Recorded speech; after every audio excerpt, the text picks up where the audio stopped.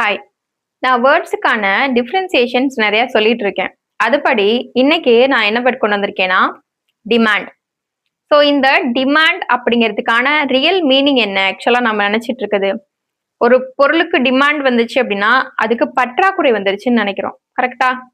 ஆக்சுவலா அதுக்கான real meaning பற்றாக்குறை கிடையாது. டிமாண்ட் அப்படின்னா அதுக்கான ரியல் மீனிங் தேவை. ஆக்சுவலா நீட் அப்படின்னா தானே தேவை. ஓகேவா? ஸோ அப்ப நான் இதுக்கான நெறைய வேர்ட்ஸ சேர்த்து உங்களுக்கு அதோட டிஃபரன்ஸ் சொன்னா தான் உங்களுக்கு புரியும். அப்ப ஃபர்ஸ்ட் நீட்ஸ், அடுத்து வாண்ட்ஸ் அண்ட் டிமாண்ட்ஸ்.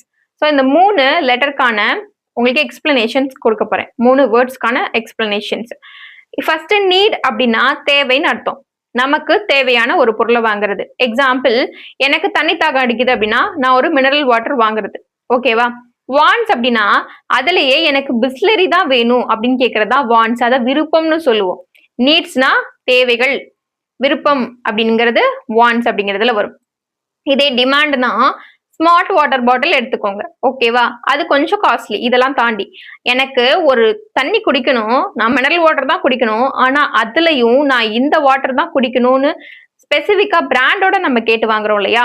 அதுதான் டிமாண்ட்னு சொல்றோம். இன்னும் உங்களுக்கு எக்ஸ்பிளனேஷன் குடுக்கணும் அப்படின்னு பாத்தீங்கன்னா, இப்போ நமக்கு தீபாவளி, பொங்கல் அப்படின்னு எடுத்துக்கலாம். ஓகேவா? வருது.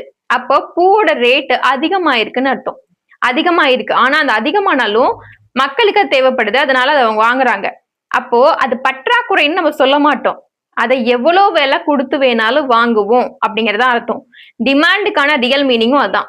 டிமாண்டுக்கான ரியல் மீனிங் பற்றாக்குறை கிடையாது.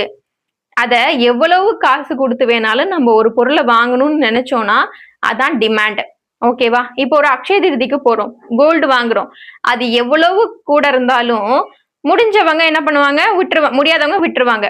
பட் கொஞ்சம் காசு வச்சிருக்கவங்க, இல்ல எவ்வளவு ரேட் போனாலும் அந்த அந்த நாள்ல வாங்கணும் அப்படின்னா, கொஞ்சம் லக்ஷ்மி பெருகும் அப்படின்னு ஒரு நம்பிக்கை அவங்களுக்கு. அப்ப எவ்வளவு காசு குடுத்தாலும் வாங்குறது தான் டிமாண்ட். ஓகேவா? அப்ப அதே போலதான் கோல்டோட ரேட் ரொம்ப பீக்ல இருக்கும் போதுமே அத வாங்க போனாங்கன்னா, எவ்வளவு காசு குடுத்து வேணாலும் நான் வாங்க தயாரா இருக்கேன். அப்படிங்கிறது அந்த பொருளுக்கு டிமாண்ட் வந்துருச்சுன்னு சொல்றது. அப்ப பற்றாக்குறை கிடையாது. ஓகேவா? அது எவ்வளவு காசு குடுத்து வேணாலும் நம்மளால வாங்க முடியும் அப்படிங்கிற ஒரு தேவை தான் டிமாண்ட். புரிஞ்சுதுன்னு நெனைக்கிறேன்.